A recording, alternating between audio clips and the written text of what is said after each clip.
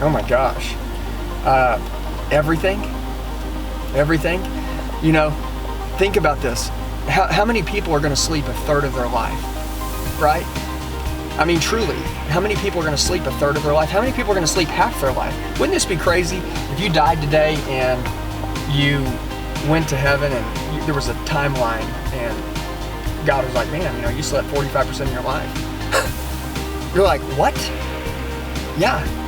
Listen, you could have slept 20% and been fine, and you'd have had another 25% to enjoy. Going back to routines is that life isn't going to give you a routine. Matter of fact, life's going to take over your routine if you don't make one. One of the first things I do is I coach people all over the world. And when I talk about coaching people, the first thing that I do is I say, do me a favor, write down your 24 hours and send it to me. Because I don't have anything to talk about until I see your routine. Well, wake up early, wake up at 5 a.m. Even if you have to go to bed early, wake up at 5 a.m. Look, I'm going to tell you this, I make this decision that routines are the difference in what successful people do and what average people do. Successful people, they live by routines.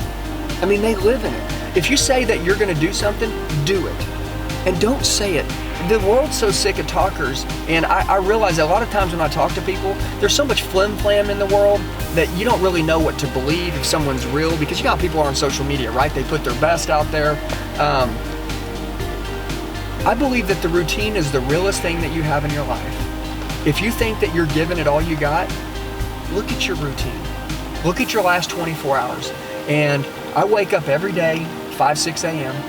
I go to the gym. After I get out of the gym, I always listen to some Christian music while I'm taking a shower. It's the same thing, I get my mind right. On the way to work, I always listen to Tony Robbins' Mindset. It's the same, or I listen to Gary Vee.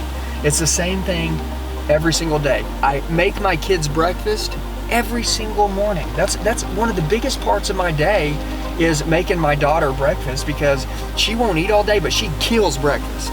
So I love being a part of that morning routine with cooking them breakfast every single morning with both my daughters and my son.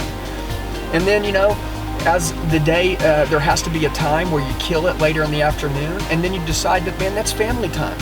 And you take your phone, you turn it off, and you throw it in the drawer.